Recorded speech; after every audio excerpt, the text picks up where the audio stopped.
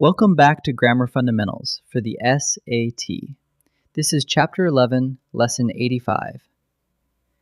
3 small marks do 3 precise jobs: tucking in an aside, fixing a quotation, and showing what's been left out. Today, parentheses, brackets, and ellipsis points. Start with parentheses. Use them to set off supplemental material that isn't closely tied to the rest of the sentence, an aside the reader could skip. Anna Pavlova, open paren, 1881 to 1931, close paren, was a famous Russian ballerina. Those dates are extra, only loosely related, so they go in parentheses. One detail about capitals. A parenthetical sentence that stands on its own takes a capital letter and its own end mark, but one tucked inside a larger sentence does not. Put an end mark inside the parentheses only when it belongs to the parenthetical words. Brackets do a different job.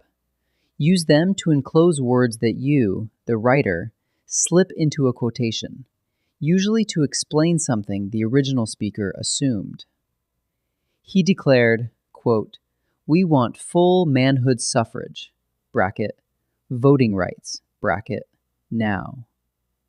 Those bracketed words, voting rights, are your clarification, not his, and the brackets make that honest. Brackets have one more use. They hold a parenthetical phrase that already sits inside parentheses, so the two never collide. The third mark is ellipsis points, 3 spaced dots that show words have been left out of a quotation. Suppose Emily said a long sentence and you quote only the end. ... Our school needs a new gym, Emily said.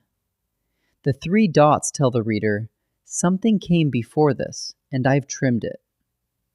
One rule to remember: if the omission falls at the end of a sentence, keep that sentence's own end punctuation along with the dots. Ellipsis points are how you shorten a quote honestly. So when a sentence has a gap and asks which mark belongs, ask what the gap is for. If it's an extra aside in your own sentence, supplemental, loosely related, use parentheses. If it's your own words added inside someone else's quotation, use brackets. And if words have been removed from a quotation, use ellipsis points.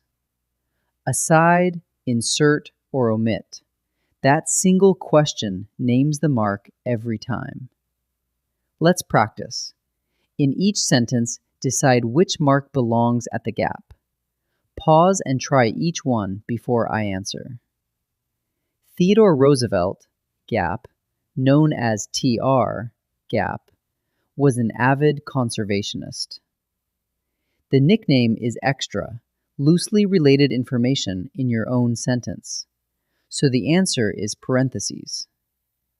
The teacher said, quote, "This, gap, pointing to Japan, gap, is our biggest challenge." That description is the writer's own words inserted inside the quotation, so the answer is brackets. What comes next after, quote, "Roses are red, violets are blue," gap? The trailing words of the quotation have been left out, so the answer is ellipsis points. 3 more.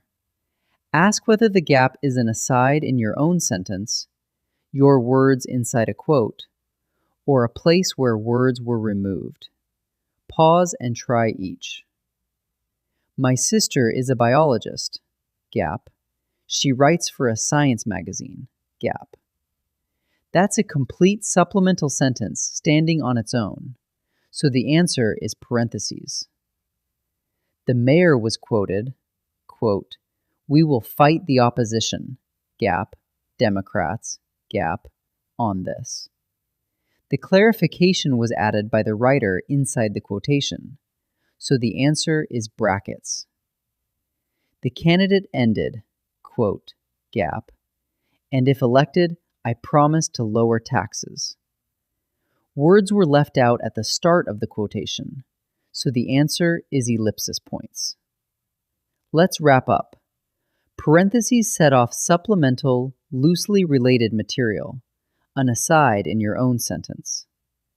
Brackets enclose words that you, the writer, add inside someone else's quotation, or a parenthetical already inside parentheses. And ellipsis points, 3 spaced dots, show that words have been left out of a quotation. Aside, insert, or omit. Name the job, and you name the mark. Great work! In Lesson 86, we'll turn to quotation marks and how to punctuate a speaker's exact words.